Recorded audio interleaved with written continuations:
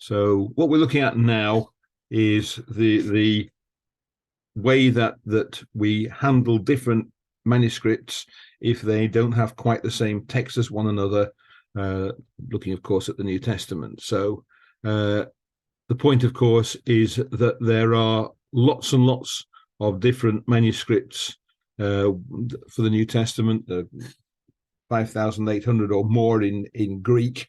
There's a whole lot more in different languages, where you can look at what the language is translated from, but they don't always produce the same text. So that's just some of the Greek ones. Sometimes one manuscript will have a different text from another manuscript, and this is how we try and work out what the genuine reading is, what the original reading is likely to be. So the kinds of witness we've got several different varieties of witness, and the first thing to do is to become familiar with the different kinds of witness that there are to the text. So let's look at the different categories. The oldest one is the papyri. A papyrus is a manuscript written on papyrus. There are not too many of those around for the New Testament, problem being that papyrus is fairly fragile stuff. It doesn't disappear the moment you get it damp. It will last a few hundred years, but even so, there's not many papyri left over from the very earliest days of the New Testament. And of course, papyrus went out of fashion, replaced by other things you could write on, like paper, later on. But the earliest manuscripts we've got were written on papyrus. It had one big advantage: it was cheap. And the early Christians didn't have much money, so they wrote on papyrus. Every manuscript has an identifier. It's called a siglum. If you go to a catalogue, you can find which manuscript you're dealing with, and papyruses always start off with a P, and then there's a number, which is usually as a superscript. And if you've got the font, you'll find that it's a black letter P, what people often refer to as Gothic script. But it looks a bit like that. And a lot of them, because papyrus is so fragile, are just fragments. So that one's part of John's Gospel. That's a papyrus from somewhere around 150 AD. There are lots of these papyri. So some of them are fragmentary, probably more than half, but some of them are quite substantial. So that one is P66. That's an almost complete copy of John's Gospel. That comes from probably just before 200 AD. There's another one, P75, which is Luke and John. It misses the end of John and it misses the beginning of Luke. But that one is just a little bit later than this one. That's also reckoned to be around 200. And the big finds are the Chester Beatty Papyri and the Bodmer Papyri. Between them, they produce almost the whole of the New Testament. P45 is a pretty fragmentary, and you can see that P66 has got the corners missing. Actually, there are a couple of pages out, but nonetheless, we've got a pretty good picture of the text of the New Testament from just after 200. Some of those are before 200. Some of them, like the general epistles and the Revelation, are just a little bit after 200 AD. But nonetheless, that's where we have all the text of the New Testament. Now, the other very early set of manuscripts are the Uncial Manuscripts, and what happened is that the church became official. Constantine picked it up, and he devoted resources to it. As a result, the church had more money, and it could afford parchment, and so manuscripts start to be written on parchment. Parchment's made from effectively leather. It's made from sheepskin or goat skin, heavily treated, but you only get about 4 folio pages from each animal. so it's expensive stuff. They're written in this rather awkward-looking script. Every letter is a capital letter. There are no spaces between the words. It takes some reading. You can read it. It's at least clear, but nonetheless, it's a bit awkward. The papyri are written in a similar script, but because of the roughness of the surface, it's a slightly different looking handwriting. The church starts using them in the 4th century. The parchment manuscripts go way back before then, but the church itself doesn't start using it till the 4th century, so you don't get biblical manuscripts earlier than that.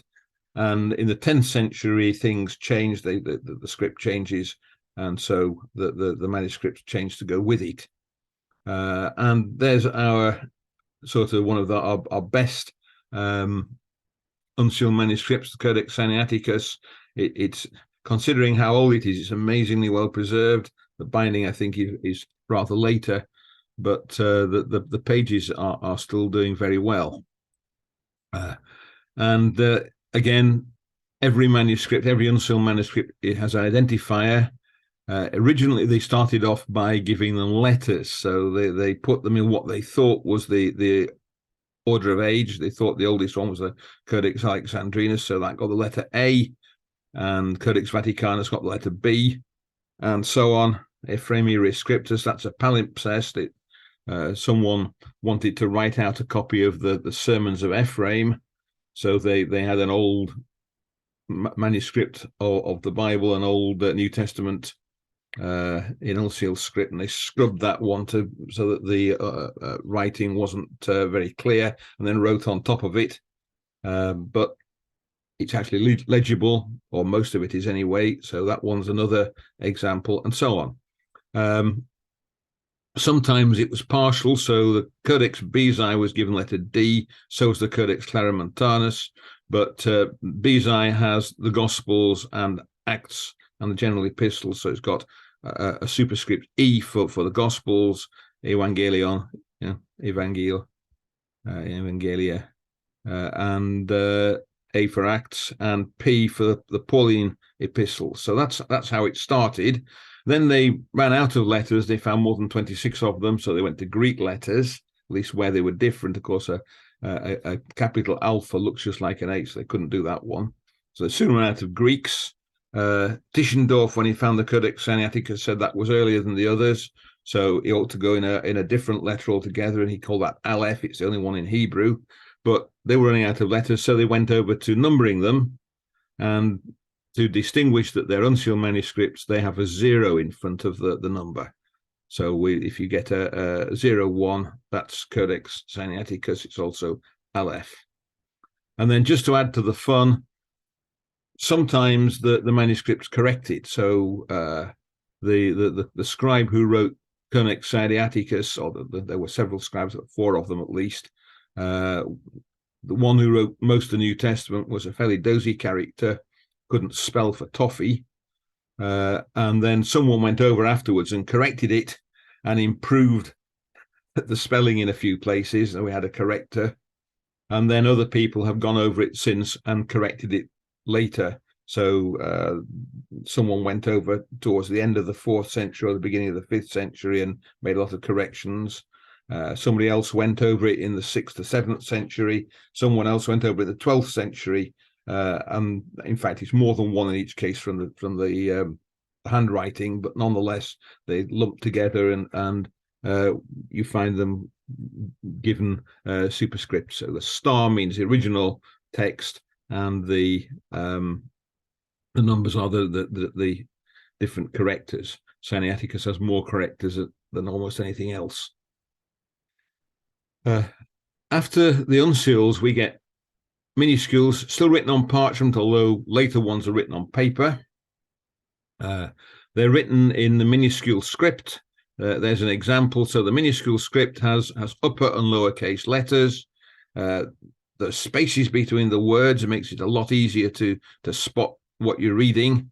It has these accents on. You can see all these accents. They tell you where the breathing is. So the difference between and ha is just an accent. but it's a breathing or an aspiration mark they're written in as well. Of course, that's whatever the scribe thought it was. They weren't in the Uncial manuscripts. And this kind of script appears in the 9th century, and there's then quite an industry of turning Uncial manuscripts into minuscules. So you get things like 33, where they've taken a really old Uncial manuscript and rewritten it as a minuscule. So quite often there's a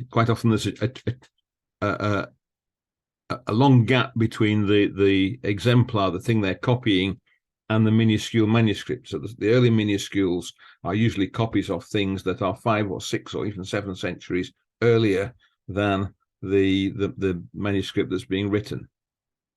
And they're identified by a number. That one's 580. If it was an uncial, it would have a 0 in front of it. Minuscule just has the number on its own. Next kind are lectionaries, and what happens here is that people had reading plans, just like the Bible Companion. Church of England has one as well. They're these reading plans, and when someone was reading the Bible out to the community, quite often happened that they would do it at meals, for example. Then they would follow this reading plan, and what the lectionaries do is they write the Bible out in the order of the plan. So if you had a Christadelphian lectionary, you'd have the first bit of it, you'd have Genesis 1 and 2, then you'd have Matthew 1 and then you have Psalms 1 and 2, then you'd have Matthew 1 and 2, and then you'd have Genesis 3 and 4, and so on, so that it's written out in the order of reading rather than in the conventional order that the Bible is written out in.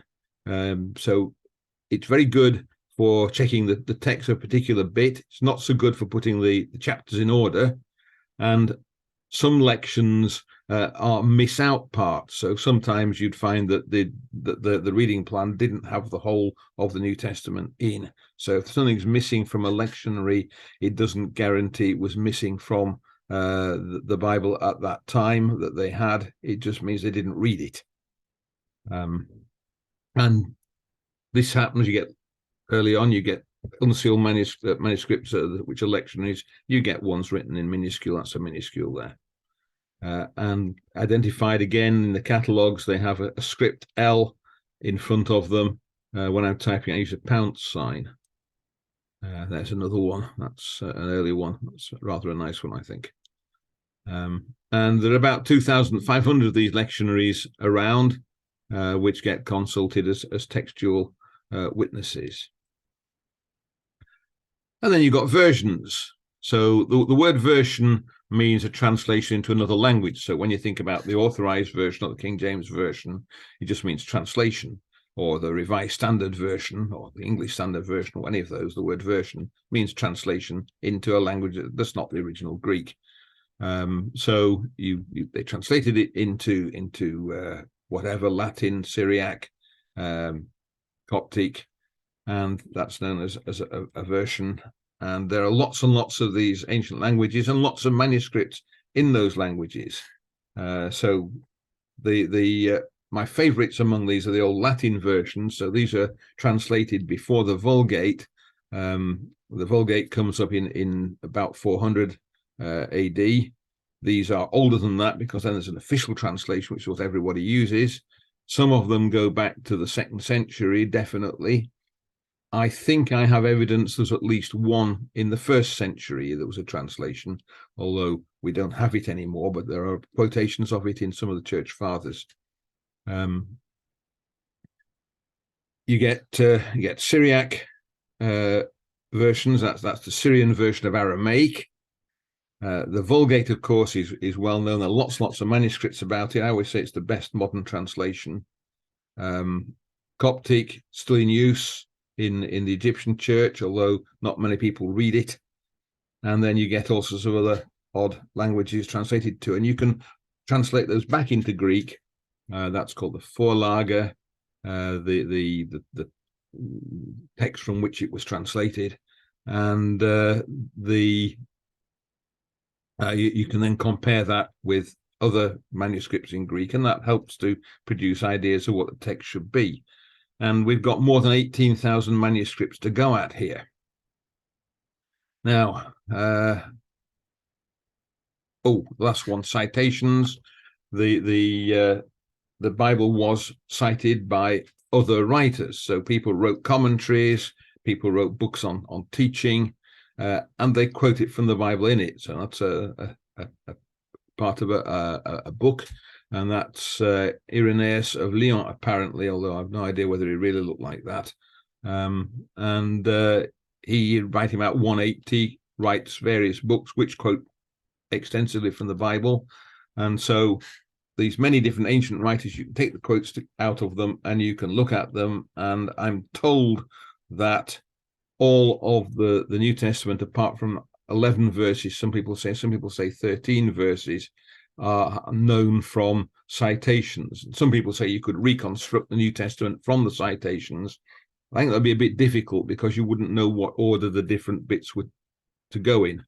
But the text is there, and this is useful comparison. And you can also, where the person that was working on the book, the father you're citing, lived, so you can see what the text was in his part of the world. Warning, though, that the church fathers often don't have a Bible in front of them. They're quoting from memory, and their memory sometimes isn't that good. So you can get some not very exact quotations of the New Testament involved. But as secondary witnesses, they're quite useful characters to have. You can see what's going on in different parts of the places where there were Bibles of the world. Now, one of the big objections that comes up is that most of the manuscripts are late. That's quite true. This is a slightly old picture. There are only 5,197 manuscripts on the chart. We now know that of more than there were in 2000. Bart Ehrman produced a catalogue which had 5,800 manuscripts in. We've found more since then. And you can see that the number of manuscripts in each of the centuries early on isn't particularly high, and then it shoots up in the 12th century, 11th, 12th, 13th centuries. You've got these huge numbers of manuscripts written. But there are still a lot of manuscripts early on. They always talk about percentages. A high proportion of the manuscripts are late. That's true. But there's also a large absolute number, which is early. And that's the important thing. We have plenty of early manuscripts. So let's think about modern texts, the texts that our Bibles are translated from.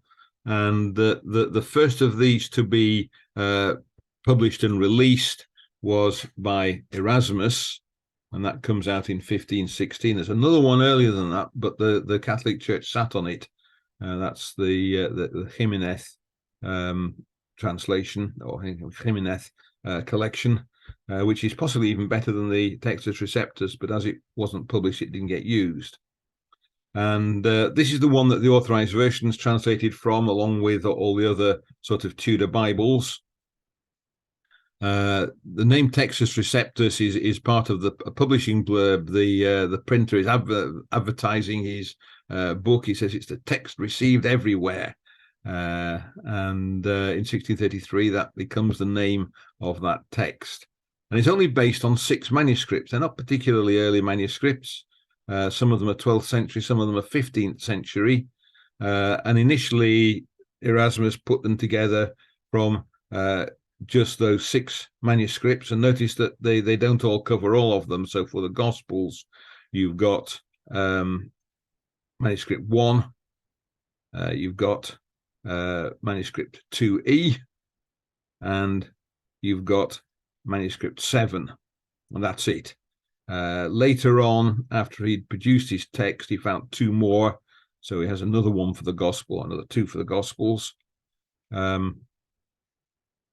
It's still a jolly good text, but it's a little limited. It doesn't let you know what extent of variation there is in the manuscripts.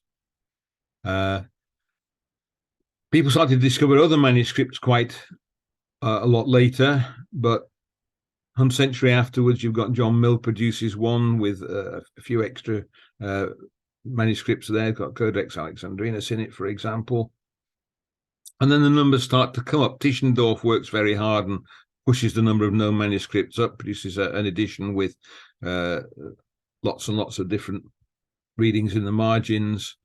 Gregory produces the numbers for these manuscripts, starts to catalogue with the numbers going on. And then there's Ehrman's database. He's part of the United Bible Society committee that works out the new UBS text. Will come to that soon. So the number of manuscripts is shooting up hugely with the date. So in the 1850s and after that, you've got huge numbers of manuscripts being discovered. And in 1881, well, they've been working at it for a bit. A couple called Westcott and Hort produce a different text of the New Testament. It's not very different, but it's a bit different. They're very, very impressed by the early manuscripts that have been discovered at the time, things like Codex Vaticanus and Codex Sinaiticus. And because these are very old, they rely on those particularly much, and you get a text which is very much based on those two manuscripts. That's the text that's used in the revised version. In 1881, they released their printed version of their text at the same time as the translation, which is the revised version. And we'll make a standard version if you're in America.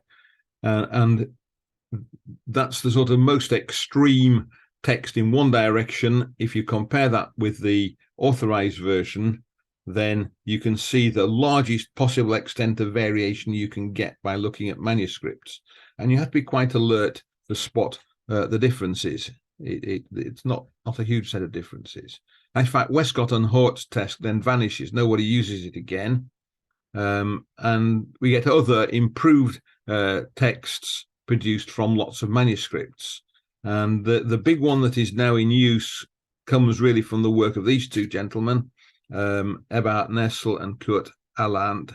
And that's not the Westcott and Hort text. It is influenced by it.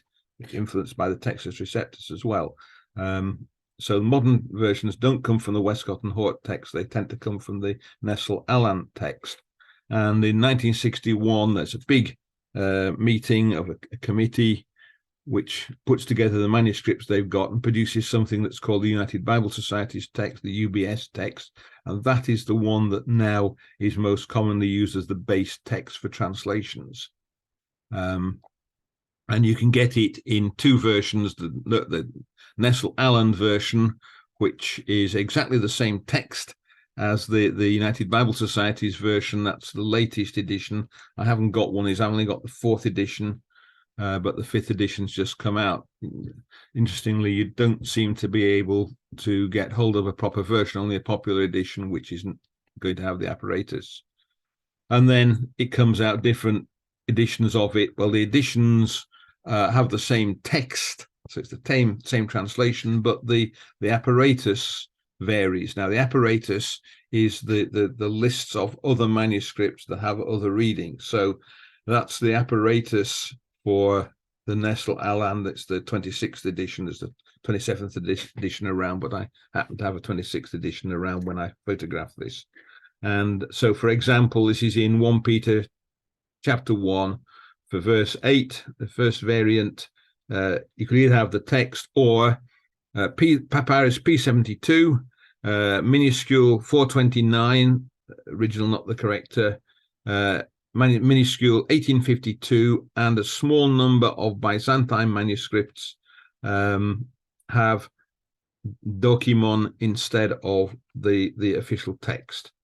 The United Bible Society's one is a bit clearer, so there we are, same verse, and you can see that all these manuscripts here have Dokimion, so that 1 iota difference, but these ones here have Dokimon, so there's a slight difference in spelling, and you can see which of the manuscripts have that word and which of the manuscripts have this word. 3 of them have that word, the others all have this word.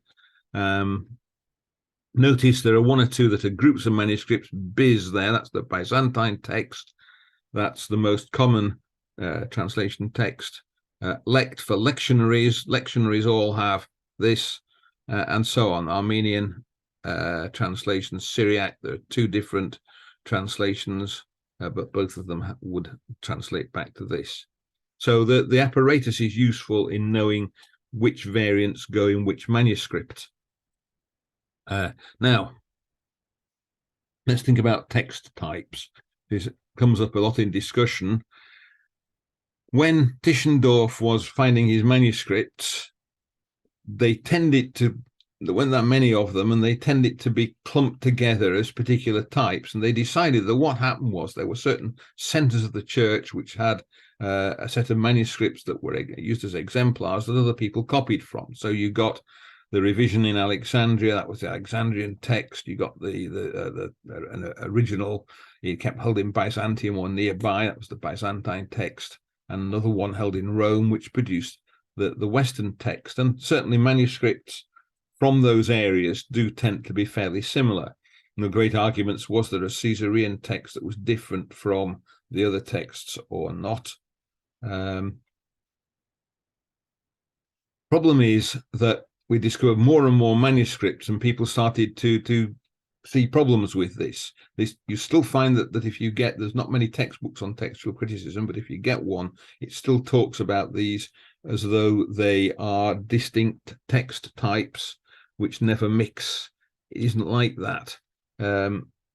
What's happened is that handling all these manuscripts has become very difficult. There are just so many of them. So we're starting to use computers to do that. And using the computer to look at the different manuscripts, you can construct a table of the differences between different manuscripts, and you can measure how many variations there are, what proportion of variation of readings vary. You're only looking at places where there are variations. It looks as though sometimes there's 100% difference. It's only 100% difference in the places where you're considering that there's much variation. And you can then use statistical techniques, multidimensional scaling, if you're into statistics, to create a map from that. You can do it in 1 dimension, 2 dimensions, 3 dimensions, and so on. Turns out 2 dimensions is mainly enough to express the variation in manuscripts. So if you look at that, the Western texts are coloured, the ones considered Western are coloured purple, and you can see it takes up this proportion of the map. The map itself is a purely theoretical construct. The numbers mean very little, but they do group manuscripts together. The most similar ones are close together. The most different ones are far apart. But interestingly enough, they match up with what was thought of the Western text type, what was thought of as a Byzantine text type, and so on. Interesting thing, if you turn that on its side, Alexandria is at the bottom, Byzantium top right, and the Rome would be up on the left, and there's a bit of a gap in the middle where it's the Mediterranean.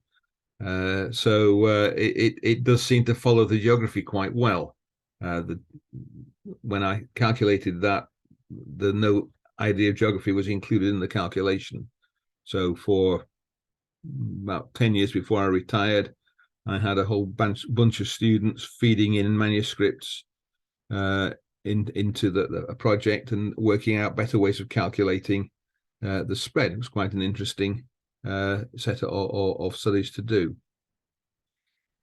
The Byzantine text comes down here, sometimes known as the majority text. A huge number of manuscripts were made for use in Byzantium. That's because Byzantium was a wealthy city.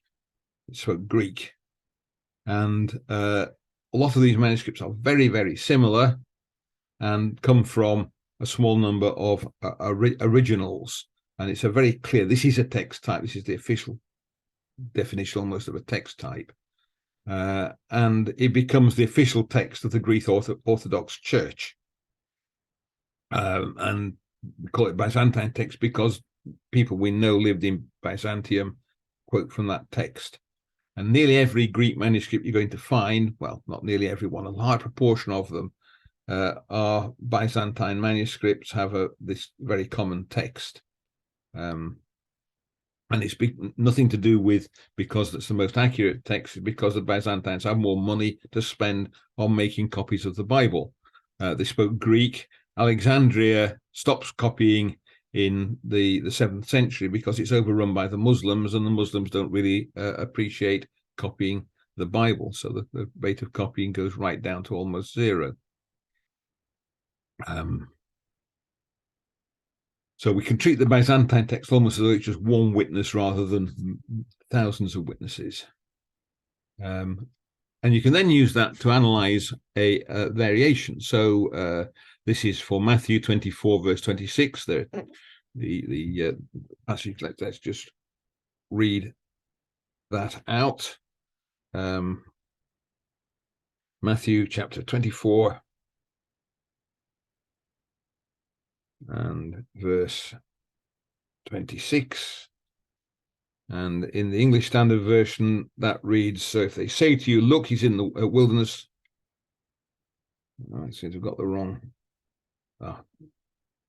passage there. I've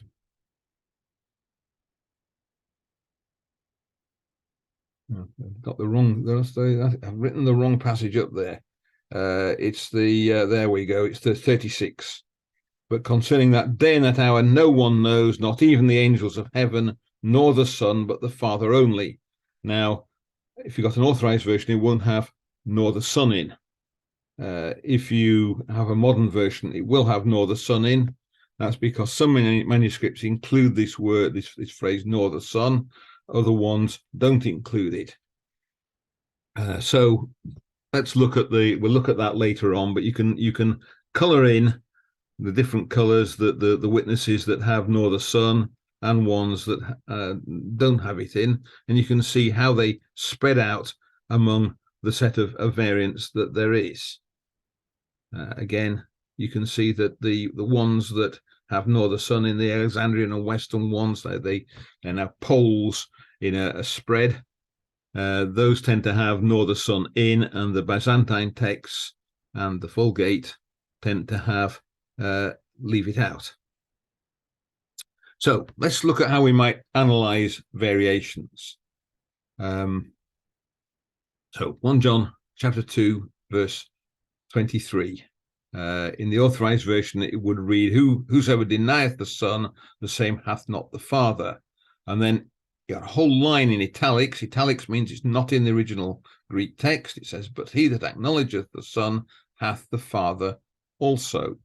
And that isn't in the Textus Receptus. It isn't in the Greek that's the authorized version takes it from. The authorized version's taken that from the Vulgate. So let's look at the two different variants.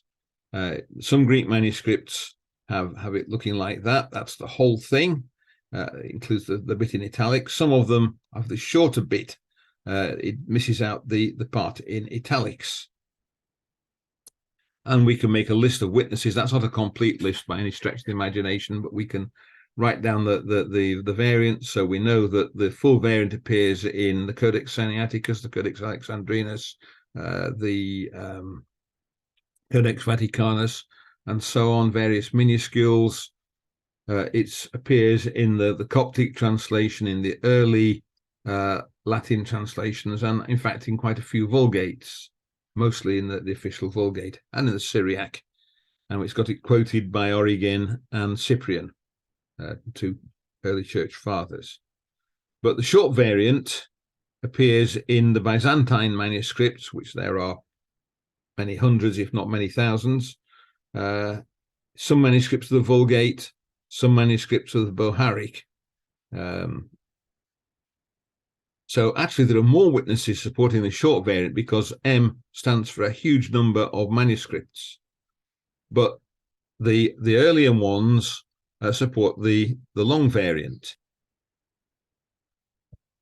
And normally I would go ahead then and plot a chart and start to decide how what the manuscripts look like. But there's something that sticks out from this text, and that's here you get the same set of words appearing twice.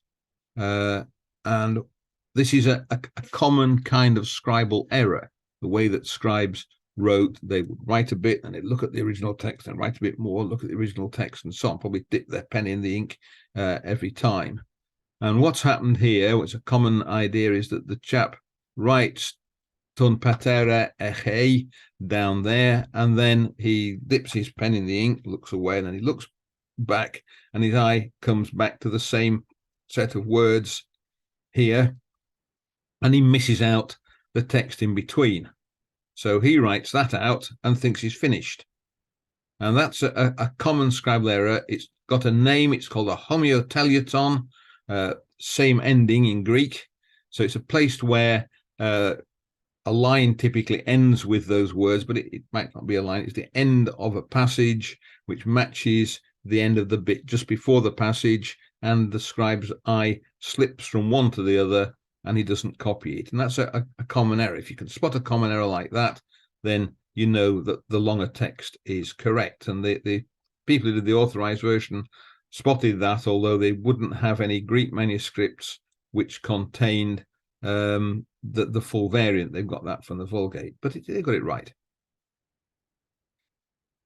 So how are we going to analyze our variants? Well, first thing you do is the obvious thing. You look at the bit of text and you make a list of all the different variants, and then which witnesses support each of those variants. Then if you've got something that only one witness has, unless that witness is something like the majority text, you say, right, well, it's only been copied once, it's almost certainly wrong. So you get rid of those. And then you say, are there any scribal errors? Are there any of these homotelutons like we just saw? Are there any? There's a homoarchon, which is the same start of the text, matches the bit of text missing, matches the beginning of the next bit. Again, people's eye slips from one to the other, and so on. There are well-known scribal errors, and if you spot one of those, then you can eliminate that. And quite often it'd be like the previous one, where we can eliminate things straight away and there's no problem left. If what you've got left is still not clear, you then have to say, well, all right, how did each variant appear? Which variant best explains the other variants? And that's what you're looking for.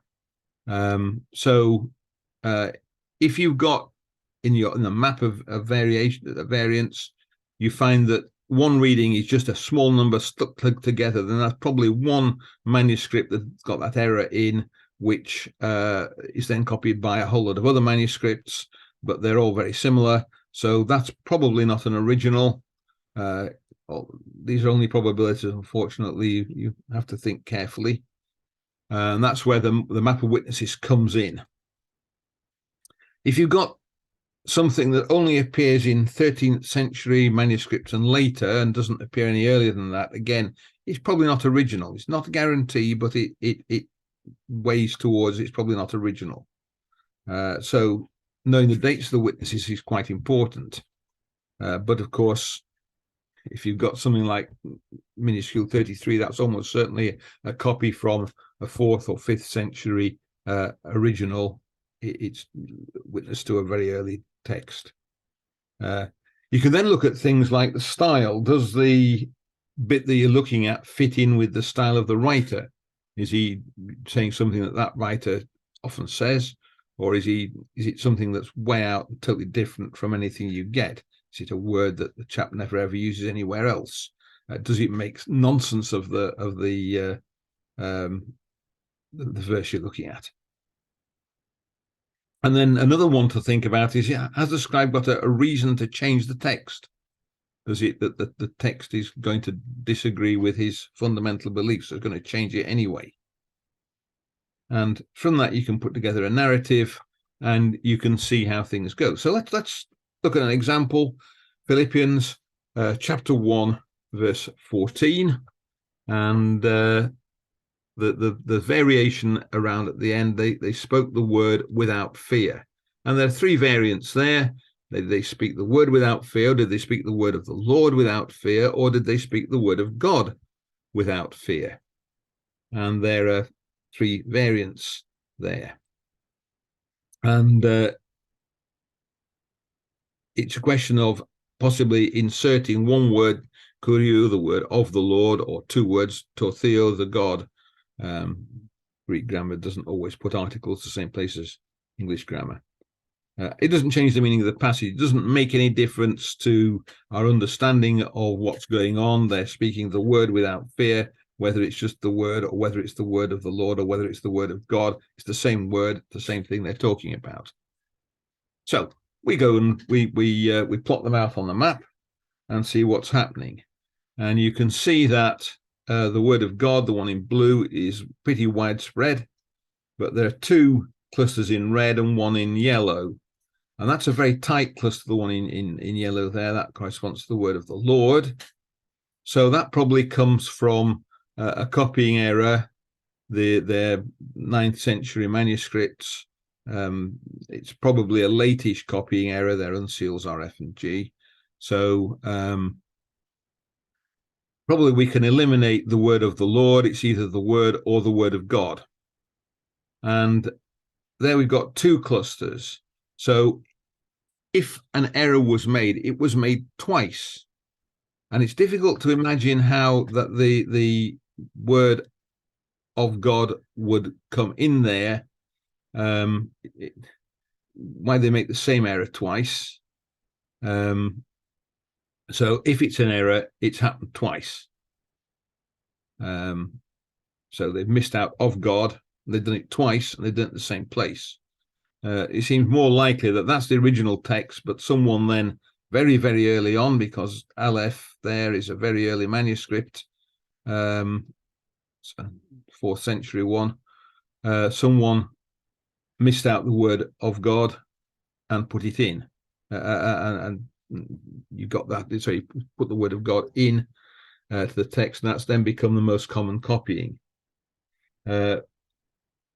It's not a very convincing story. I must admit, I am slightly dubious about this one. I would give it a low degree of confidence, but I can understand where it comes from. So if you look at it, people decide that really the text ought to read the word based on that, and it'd be easy for a scribe to add the word of God, perhaps in the margin, to explain what the word was, and that's become in the text as main part of it. So what you get is what you mostly do get in your translations. You get the word of God. Now, I'm actually running out of time. So I will have a very, very quick look at this one. Matthew 24, verse 36, got the verse right this time. Concerning that day now, and there's no one knows, not even the angels of heaven, nor the Son, but only the Father. And the question is, should the text nor the Son be in there? And there are only two variants, nor the Son or omitted. Now, it's unlikely that someone did that just by mistake when they were writing. They must have deliberately either put it in or taken it out. Now, Mark 13, verse 32 is very similar, and it contains the words, nor the Son. So we know that the Son doesn't know. It doesn't change anything. It says only the Father knows, so that implies the Son doesn't know anyway. So it's not changing the meaning of the passage, but nonetheless, it could have been that someone was reading it, remembered reading Mark 13, verse 32, and included that phrase because it was in Mark. It's not very likely because Mark was not read very much in medieval times. They always read Matthew, they read Luke a lot, but Mark is not read that frequently, and it's missing from a lot of collections or manuscripts. Often have the other Gospels, but not Mark. It's not very likely it's an accidental omission, but it might be deliberate.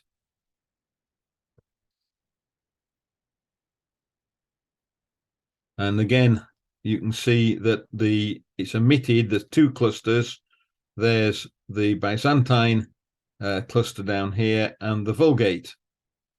What's going on? Well, the oldest witnesses are down the Alexandrian one, they have nor the sun in, or the corrector takes it out again. And 5th century for missing it out. 5th century is still pretty early in these manuscripts. But, well, we said assimilation from Mark's not very likely. But if you're copying it down and you're really keen on the doctrine of the Trinity, then you might not like that little phrase, and so it gets missed out. So it shows that something Jesus didn't know.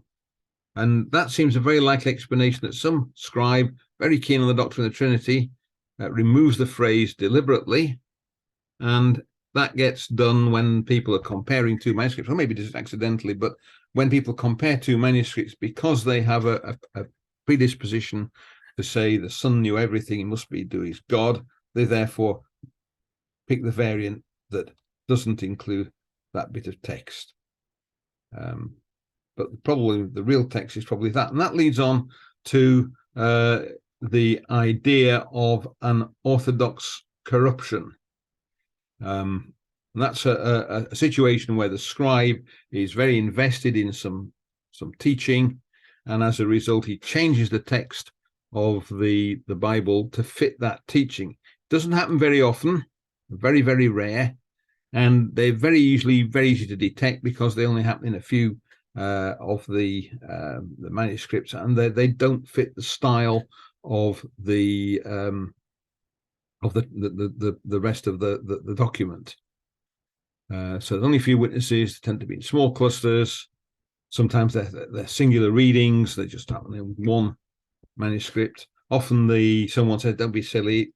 I know you like it, but it wasn't." And the corrector corrects it, and they have a doctrinal slant behind them. But so if you look at one of these critical texts, you can very quickly spot the Orthodox readings, and in general, they don't get through. These Orthodox corruptions haven't made it into the Bible. But modern texts have a couple. One of them is John chapter 5, verse 7, very famous passage, the three witnesses. These three are one, it says. That one is not in many Greek manuscripts. It's not in any early Greek manuscripts. It's only in ones that are very late. And another one appears in the 1970s in the critical texts, and it's another one where they John 1 verse 18 in the vast majority of manuscripts is hugely anti-Trinitarian, and they make a change to it that allows it to support the doctrine of the Trinity, possibly. So look out for those two, but in general, there isn't a real problem. So let's summarize what we've seen. The readings of lots of different witnesses to the text New Testament are available to anyone. All you have to do is to get hold of United Bible Society's text, 5th edition available, but looking on Amazon, they're not selling the kind with the apparatus, they're only selling the text at the moment. Or I have a Nestle-Aland 27. I don't think there's a later edition out yet, but maybe there is. The other thing is to think about is that we now have very much improved way of comparing manuscripts, that if you get a textbook on textual criticism, it will tend to be thinking about it in the way people thought about it in the 1960s, when they couldn't use a computer to analyze it, when they were left to what one human being could handle in their brain at a single time. Now we can look at it sort of mechanically and go through calculations on it. So the older text types model has been modified, but that hasn't hit the textbooks yet. And we can look at lots of witnesses. The other thing is that we got so many manuscripts that we can be pretty confident about nearly all our decisions on the text. What we get, what the text is like, is pretty much the same as the original text really was. It's not like they find any surprises. You're not going to find that little bit of a discovery shows the text will be quite different. It isn't. What we've got is a text that's very like the original text. And the other thing is, if you've got a modern version, a modern translation of the Bible, look out, because the translators tend to believe that they know better than the original text and tend to slide in slightly dodgy readings into their translations. So there we go.